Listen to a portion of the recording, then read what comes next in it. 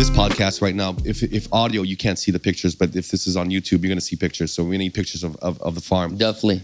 And I walked into what I would say was a place made for ministry, not made for tea. Wow. That's awesome. I never heard of that before. It's made for ministry. It's made for camps. It's made for, It is made for a discipleship center that I would say maybe you took a little bit of a big page out of YWAM. Probably. And consciously or unconsciously, yes. Yeah. And created. Can't help it, huh? Wow. It's part of my history. It's part of your history. And you have the Dunamis Farm. Yeah. Which seems to me like University of the Nations in Kona to a degree, and it will be. Yeah. To the way that you're creating it, the way God sees it for you, it's going to be different. And everything different is always better. Not better than YWAM, but better. Yeah, exactly. It's you. Yeah. And I think it's going to be incredible. So the former factory has turned into an incredible Dunamis auditorium. Yeah. I mean, if you guys can think about sugar plantations in Hawaii, if they turn that into something else without the smokestack and it turns into a ministry auditorium, there's plantation worker housing there that is being turned into dormitories. Dorms, yeah, exactly. There is a soccer field, not of grass, but of artificial turf. And priorities, right? We got to build that thing first thing. Bro. You get your priorities right. And anyway, just tell us the story. That story. Now, see, this is the crazy thing about me in Hawaii. The vision for that began in Hawaii. Mm-hmm. The Lord spoke to me about the Dunamis Farm as I was driving my moped down Ali'i. And everybody's wondering what's Ali'i Drive. Ali'i Drive is the most is a waterfront drive right through the historical town of Kona. Yeah, and it's where the Ironman triathlon begins and ends. It begins with the swim in Kailua Bay, and then it ends with the marathon. Yeah, right there on Ali'i Drive. And so for me, it was like back in 2013, driving a moped. My wife's in the back. We can't really talk. Driving a moped. Exactly. You can't talk. Wife on the back. Life doesn't get any better than that. Yeah, I know, right? No kids. Riding a moped in Hawaii. Yeah. Newlyweds. And so, but I mean, we can't have a conversation. So I'm praying in the spirit. I stop at a stoplight. Boom. I hear the audible internal voice of God. And he says, I will give you a farm. It's going to be called the Dunamis Farm, the home of Dunamis University. And I started shaking, weeping and shaking. And to the point that when I finally got to our destination and I take off the helmet and I turn and look at my wife, she's like, what happened? Because I'm a mess, right? And I'm like, let's get in. I'll tell you what happened. So I get in and I tell her, I said, I just heard the Lord. The Lord said this, and that. And so she was like, immediately like, let's go for it. Let's go for it. And so my thing really was, I need to look for this farm. I mean, where is this? Because I knew the Lord was calling me to build a university, which I was trying to avoid because I knew it would be a lot of work.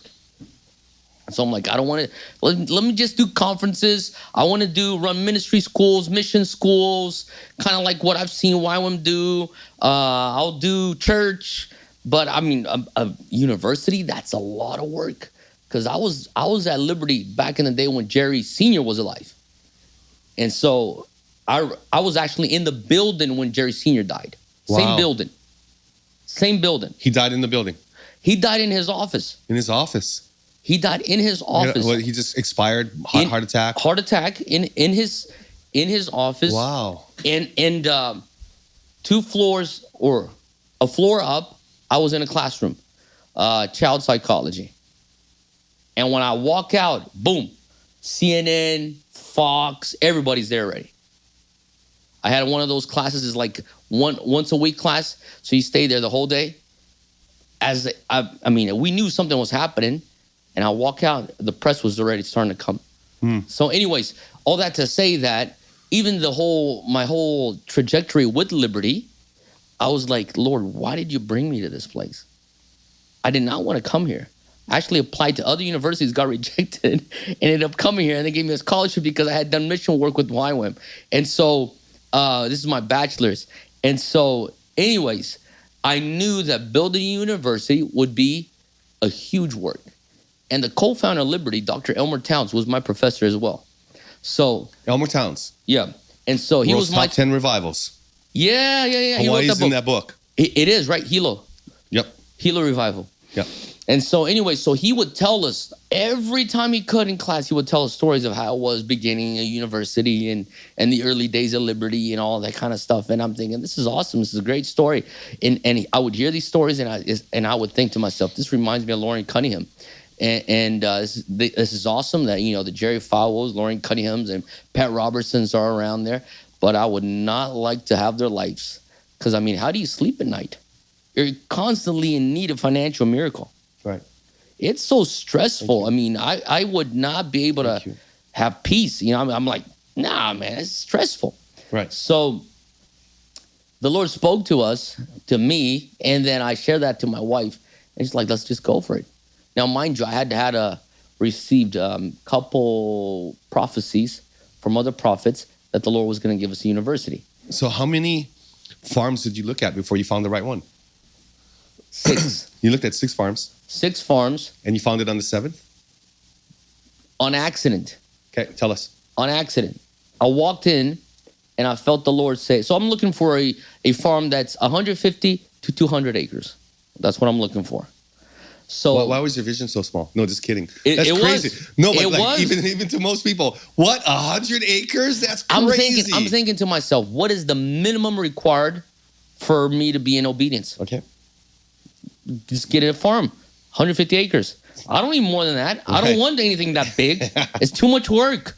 And so I drive into this farm, right? Because we had gone through all the farms that the realtor had actually set aside for us to look at, and I didn't like any of them. And the reason why I didn't like any of them, because I never felt peace.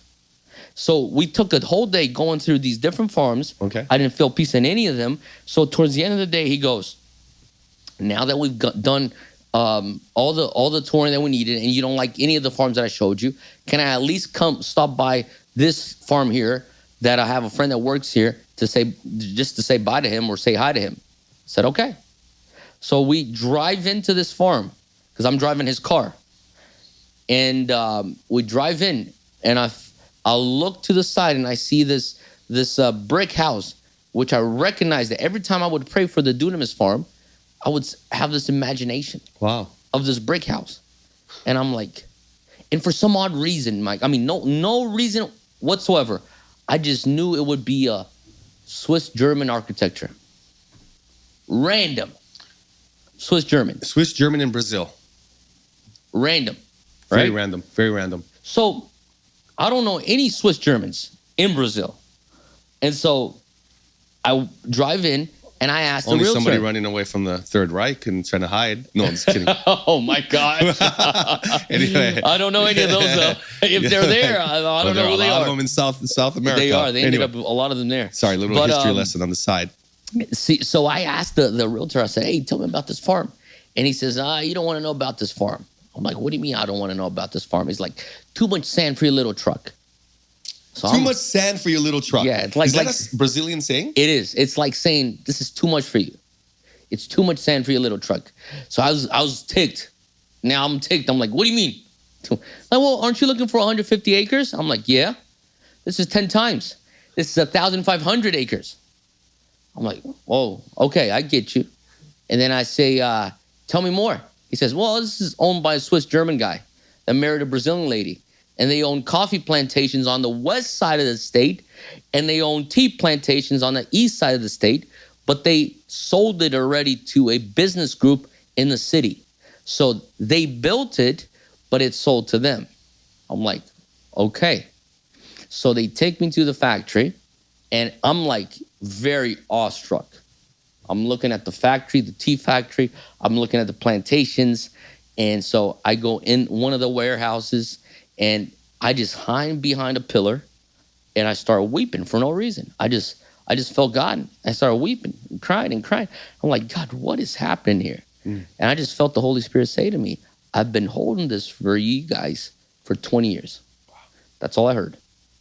So finally, after I kind of calm down, wipe my tears, get my act together, I get out of there and try to find the realtor and the other guys that are with me.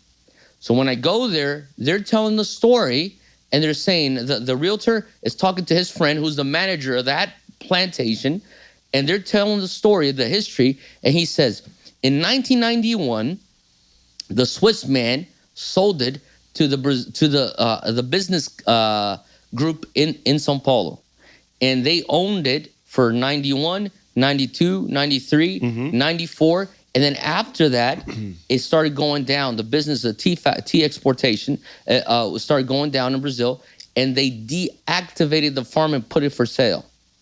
I'm like, when? 94. We were in 2014. This is all happened in 2014. Right. And he says, it's been on sale for the last 20 years, but nobody comes and looks at this farm. Right there, the Lord said, told you. I've been holding it for you for 20 years. That's incredible. So I'm like, tell me more about the farm. He says, we have 52 houses in the farm. We have a river that cuts through it. There's a landing strip there.